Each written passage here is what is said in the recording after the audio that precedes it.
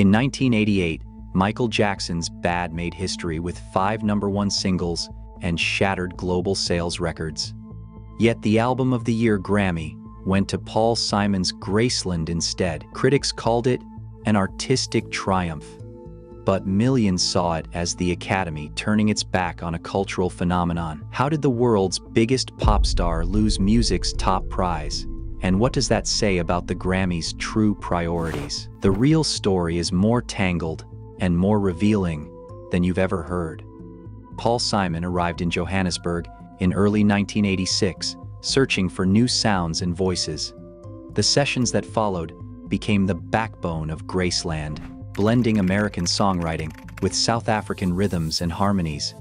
Musicians like Lady Smith, Black Mambazo, and guitarist Ray Feary brought township jive and gumboot beats into Simon's folk pop universe. The album's production leaned on live takes and layered percussion, a stark contrast to the digital polish dominating American studios at the time. Graceland's lyrics wandered from personal reflection to sly social commentary, often letting the music itself carry the political weight. Michael Jackson, meanwhile, spent 3 years in Los Angeles studios shaping Bad. He wrote or co-wrote 9 of 11 tracks, pushing for more creative control than ever before. Quincy Jones returned as producer, but this time, the sound was sharper, with drum machines, synthesizers, and a focus on punchy hooks. Each song aimed for the top of the charts, from the anthemic Man in the Mirror to the tightly choreographed Smooth Criminal. Bad was engineered for radio and MTV, every detail calculated for maximum impact. While Simon's album drew praise for its cross-cultural ambition,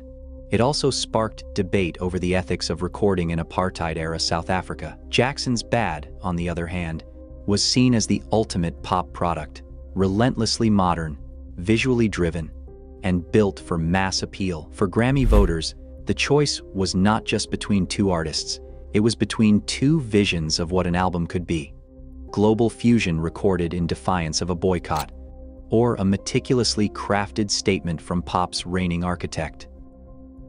Bad hit stores in August 1987 with a tidal wave of anticipation. In its first week alone, more than 2.25 million copies flew off shelves in the United States, a record-breaking debut that left industry insiders scrambling for comparisons. Radio stations could not play the singles fast enough. MTV rotated Jackson's videos around the clock. By the time the Grammy nominations were announced, Bad had already produced 5 #1 singles, a feat no other album had achieved. Stadiums filled with fans from Tokyo to London, and the Bad World Tour drew over 4 million people in less than a year. The numbers were not just impressive, they were historic. Magazine covers called Jackson unstoppable. Music executives predicted a sweep. A Billboard poll showed that 70% of industry watchers expected Bad to win Album of the Year. Newspapers ran headlines declaring Jackson the sure bet, and even rival artists admitted there was no one else on his level. The public's confidence bordered on certainty. This was not just about sales. Bad had become a cultural event. Its hooks and choruses played from car stereos and shopping malls. Jackson's videos set new standards for what pop could look like, and his choreography was being imitated in schoolyards worldwide. The sense in the air was clear. Anything less than a Grammy win would defy logic. With the spotlight locked on Jackson, the question was not if he would win, but how many trophies he would carry home. Grammy voting in the late 1980s followed a 2-round process, with thousands of members from across the music industry mailing in their ballots. The Album of the Year category was open to all voting members, not just genre specialists or committees. Most voters were over 40, and the majority were white, with backgrounds rooted in rock, jazz, and singer-songwriter traditions. This demographic leaned toward what they considered serious craftsmanship, often valuing songwriting and musical complexity over chart positions or radio play. Campaigns to sway these voters started months before ballots arrived. Warner Brothers promoted Graceland as a bridge to world music, running ads in trade magazines and hosting private listening sessions for Academy members. Their message was clear. Simon's album represented artistic courage and global collaboration. Epic, Jackson's label, took a different route. pouring money into high-profile events and full-page ads touting Bad's chart dominance and cultural reach. But among longtime Academy insiders, there was a quiet resistance to what they saw as hype and spectacle. Herb Alpert, a respected musician and then president of the Academy, summed up the prevailing attitude in a 1988 interview, saying, "We reward craft, not charts." For many inside the organization, the idea of honoring artistry over popularity was not just a slogan, it was a guiding principle that shaped how ballots were cast. In this environment, the definition of excellence was as much about tradition as it was about innovation. Paul Simon's Graceland drew a chorus of praise from critics who saw in it a rare kind of songwriting achievement. The New York Times, in a review published just after the Grammy ceremony, argued that voters had chosen substance over spectacle, pointing to the album's lyrical complexity and its seamless blend of musical traditions. Stephen Holden, writing on March 3, 1988, described Graceland as a record that transcends pop through its generosity and personal vision. The Village Voice called it Simon's most ambitious work since his days with Garfunkel, highlighting the way he wove South African rhythms with American folk sensibilities. For many in the critical establishment, Graceland represented a risk, recorded in defiance of a cultural boycott. It brought together musicians from different worlds and let their voices shape the final sound. Supporters of the win argued that the album's artistry went beyond catchy hooks or chart positions. They pointed to the songwriting,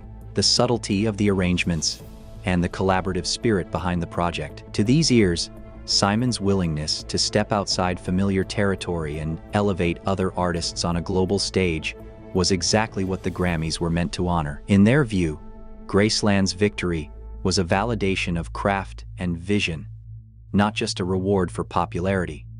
Tabloid headlines screamed controversy the morning after the awards. The New York Post ran the headline, "Simon Steals MJ's Grammy." Music magazines dissected the outcome in real time. Jackson's supporters flooded radio call-in shows and newspaper letters with outrage, insisting the Recording Academy had ignored the voice of the people. Fan clubs organized letter-writing campaigns to the Recording Academy, some threatening to boycott future ceremonies. Outside CBS headquarters in New York, a handful of diehards waved homemade signs. One read, "Bad is best," as TV crews captured their chants. Inside the industry, Quincy Jones didn't hold back. In a March 1988 interview with Billboard, he called the loss a travesty, arguing that Jackson had changed the sound and look of music for a generation. Artists close to Jackson, including Diana Ross, offered public support, hugging him backstage as the cameras rolled. Meanwhile, the press churned out op-eds about Grammy credibility, with one columnist in USA Today writing that, "If this is the Academy's idea of excellence, maybe it is time for a new award." The uproar wasn't just about a trophy. It was about who gets to define greatness in popular music.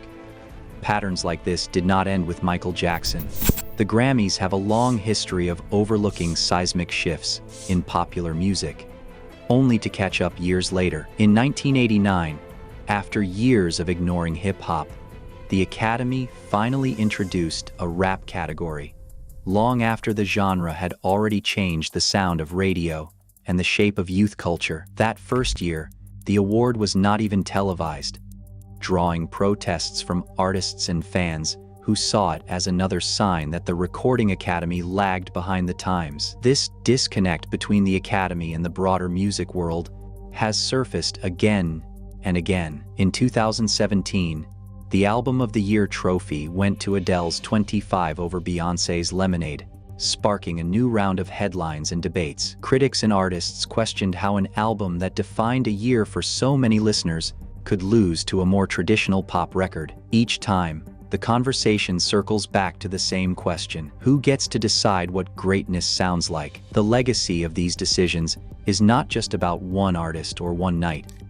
It is about an institution struggling to keep pace with the culture it claims to celebrate, and the lingering sense that some voices, no matter how loud, are not always heard. The Grammy debate still shapes how we judge legacy and influence today. With streaming and global fandom rewriting the rules, the question of whose voices get recognized and whose are overlooked remains open. In the end, awards reveal more about the gatekeepers than the legends they claim to honor. Share your take below.